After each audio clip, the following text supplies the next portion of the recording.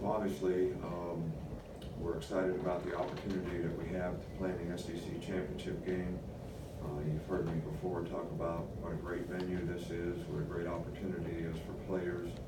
And it's always a great competitive venue because you're always playing against a very highly ranked, talented team, and certainly no question about that when it comes to playing against Georgia, who is, in my opinion, one of the best, most complete teams in the country.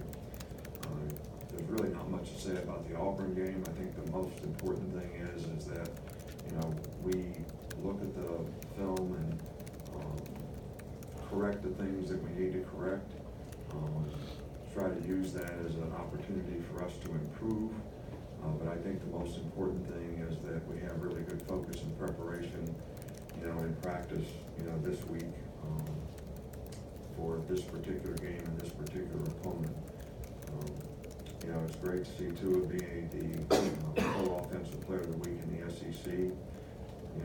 Georgia is, I've already said, one of the most complete teams in the country. I think Kirby's done a fantastic job there in terms of taking the players that were there and developing them in the style that he wants them to be, and doing a great job of recruiting to get new players to come and, buy into their system.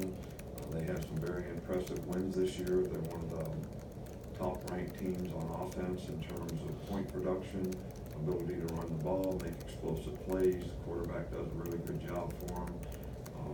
Defensively, they're one of the top teams in the country as well in scoring defense and yards against, and very sound in what they do and very well coached on both sides of the ball. They have really good specialists. Their special teams are really strong. So when I say this is a complete team, I mean that in all phases of the game, they do a really, really good job, and it's going to be the biggest challenge we've had to date. Coach, we'll start over here with Ben. What kind of a challenge is Georgia on special teams, particularly in their punt return game?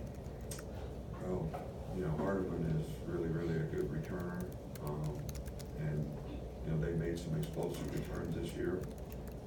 So we'll have to do a great job of covering. We also have to protect, especially after last week where we had an error in protection and, got a punt blocked. But they do a great job of holding up, and he's a very dangerous returner. Obviously, to me, the best we've seen all year. Coach in the middle here with Michael. Where do you see the biggest differences in Georgia this year compared to last year? Well, I hate comparison questions, but they haven't really dramatically changed. I think they've made a lot of improvement. I think their efficiency on offense has been very good all year long. I think the quarterback is more experienced, actually playing even better than he did a year ago, which was really, really good. They have new backs, but those backs are very, very productive. And I think they have outstanding skill guys that have all improved over a year ago. Defensively, the scheme has not changed a lot. Some of the players have, but they still have really, really good players, and they play well together. They're well coached, and nothing easy against them.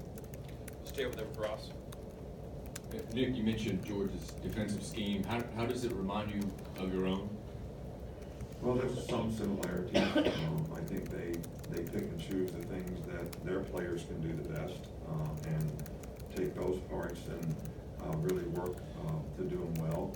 I think we all try to improve our system each and every year, so there is some changes that we always make, and they've certainly made some that have made them more effective.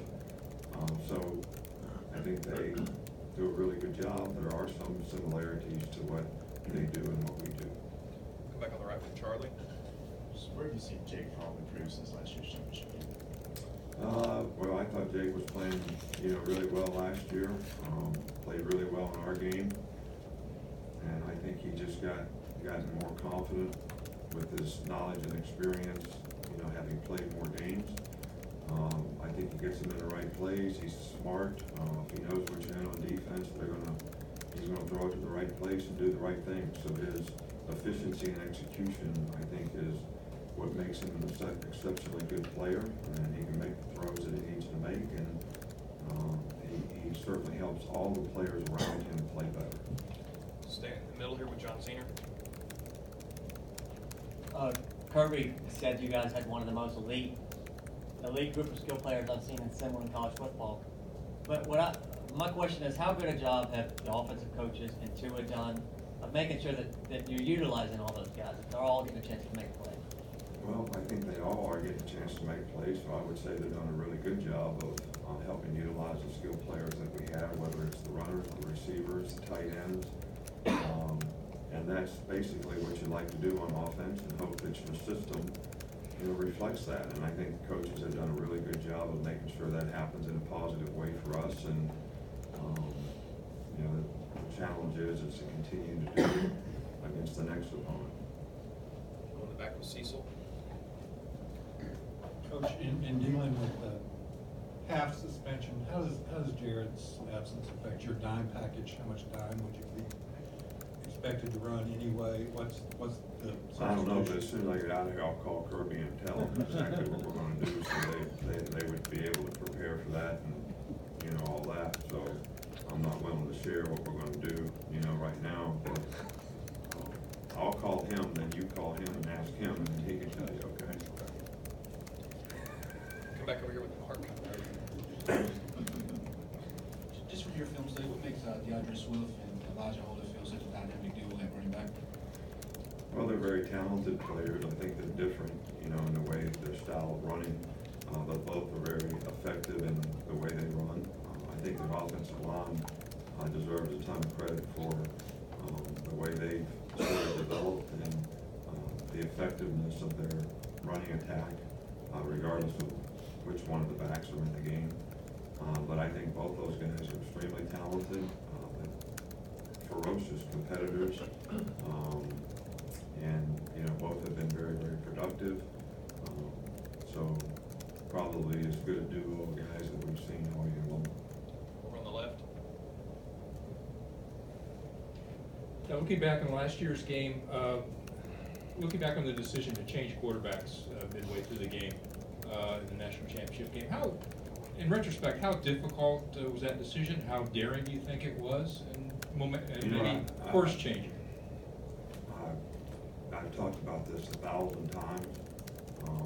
It was what we felt we needed to do to help our team have a chance to be successful in the game, and it's really as simple as that. And it worked out, so everybody thinks it was a good decision. If it wouldn't have worked out, everybody would be talking about what a bad decision it was. So I had lots of confidence in both players. I have a lot of confidence in both players this year at that position, and I feel both are capable of going in and executing and doing a good job for us if need be. Okay, right here at the front with Mike. Coach, you said after the game you weren't sure why the team's gotten off to slow starts. I don't know how much more time you've put into looking at that, and what are some things that you can do, maybe not schematically, but from a mental standpoint, to get your team ready for a fast start? Well, I think that there is something to, you always want to make sure your team is physically fresh. But the more difficult thing to determine is, are the players getting mentally tired? And I think that you want to make sure that both parts of that equation are in order to be fresh and ready to go. I can't say 100% for sure if that's had anything to do with how we started in the games, the last two games. If we were physically tired, we wouldn't be able to come out and play so well in the second half. But if we were mentally tired, maybe that affected our preparation going into the game, which affected how we started. And I would say in this last game, based on the mental errors that we made and the fundamental execution not being as sharp as it needed to be, that may have been the case. And hopefully we can get everybody sort of turned around this week. And I think at this time of the season, maybe you got to cut back a little bit some of the things that you do and try to make sure that you're getting all the reps you need to prepare for the game, but not physically and mentally wearing your team out. Got time for two more, Chris, and then Joe Goodman. How much better has Tua gotten and kind of taking what the defense has given him? I think he's always been pretty good at that. That's been one of his strengths. He's very instinctive and he reads things quickly and makes quick decisions. But I think as his knowledge and experience has grown, and there are certainly things that he can continue to grow on that would help him eliminate, maybe some of the negative plays, although there haven't been a ton of them. We want to make sure that we try to minimize those as much as we possibly can. And I think he's gotten better and better as the season has gone on. I think we played better defensive teams the last, Mississippi State, Auburn, and certainly Georgia is, one of the best teams that we played against defensively. So making those kind of choices and decisions quickly is going to be, pretty important in this game as well. Last one with Joe. Nick, what has Georgia's defense been able to do this year to limit the long passing plays from the line of scrimmage, and how is that going to affect how you approach this game? Well, I think one of the goals you always have on defense is to try to eliminate explosive plays.